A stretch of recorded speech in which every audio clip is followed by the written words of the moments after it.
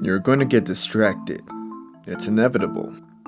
A notification is going to pop up, an email is going to come in, or the next trendy meme is going to be released. Something is going to be there to disrupt your mental flow and make you forget whatever it was you were trying to accomplish. And the kicker is, you're not prepared to dealing with it. None of us are. But let's backtrack a little bit. Sometime in the last 300,000 years, the first Homo sapiens appeared on this earth. And for the most part, the foundations of our biology have stayed the same since.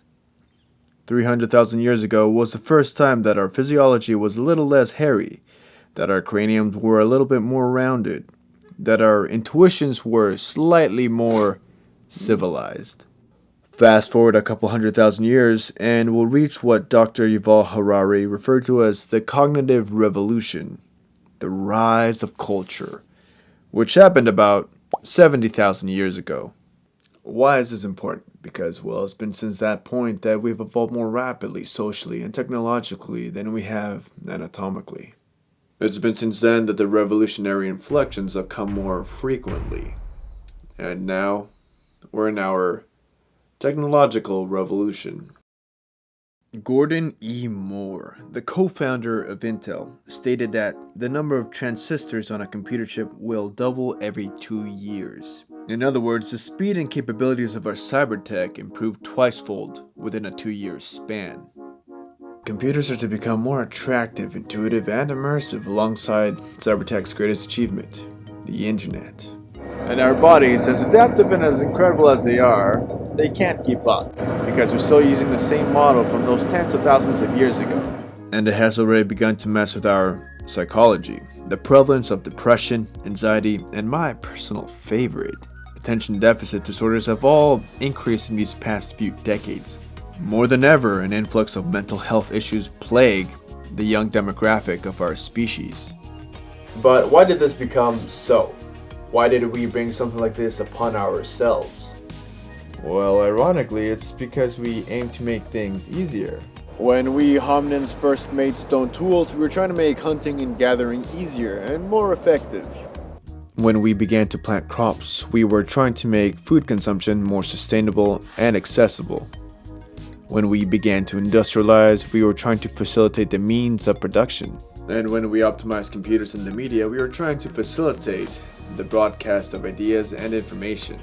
However, we didn't plan to do any of this from the start. For the most part, it's a natural inclination of ours to keep progressing forward, to keep making things easier for ourselves, without having the necessary foresight of what implications our actions bring.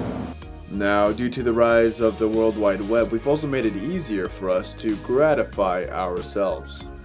In the Productivity Project, Chris Bailey talks about how the internet hijacks the more reactive and less rational part of our brain, our limbic system. With the World Wide Web, most of our senses are engaged simultaneously. Our hands tap on the touchscreens of our phones. Our ears listen to the audio coming from our headphones or AirPods. And our eyes are continually stimulated as brand new text, images, and videos appear on screen.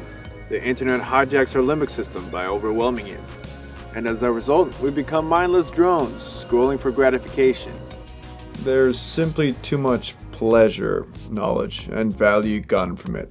You'd be considered primitive and absurd if you yourself didn't utilize its potential. But as Chris Bailey states, the internet is one of the least boring, frustrating, and difficult things out there. It's insanely rewarding, and in an immediate way, a deadly combination for fostering addiction and procrastination. And now we're back to it. Your and my distractibility. But what does that mean?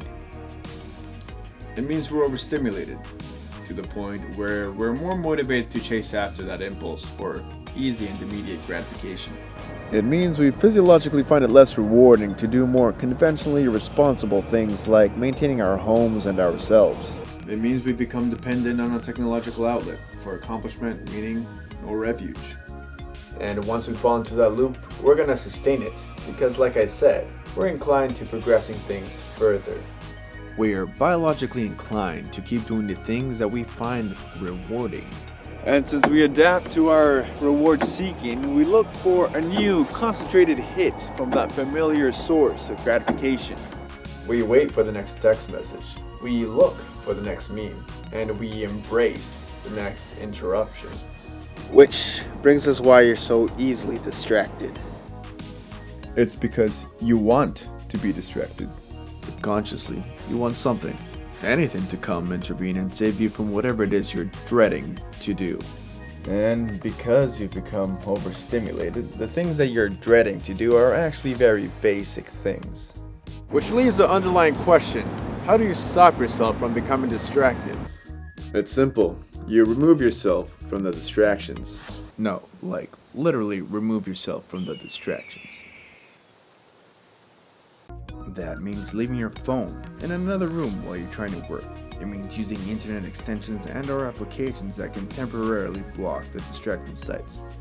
Or it means going to a new cafe or library and not asking for the Wi-Fi password so you can finish that paper. This implies that you prepare your material beforehand. Duh. Removing yourself also means you becoming mindful of your own mind.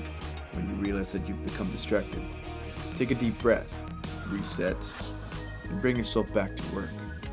Over time, you'll be able to shorten the length of the intervals in which your mind wanders, but not negate them entirely, because guess what? That's a natural thing for your mind to do. So don't be hard on yourself when your brain inevitably goes for a stroll. Both of these ideas are simple, but not easy. Primarily because you're going to feel resistance towards them, especially since they're both based on self-discipline. There's a definite chance of you becoming frustrated and just giving up all efforts at some point. Which is a sign that you're doing too much at once. A sign to take it easy. It's not a fast nor mind-blowing process to eliminate distractions. It's a slow process, which may not have been what you were looking for. You might have been looking for some sort of trick that will grant you convenient access to focusing for long periods of time. Something new, something easy, something immediate. I hope you're sensing a pattern here. The truth is, we all know a way or another to reduce the amount of distractions in our life. We just haven't made the necessary effort into implementing those ways. And so the final question is, for how long are you going to let yourself be distracted?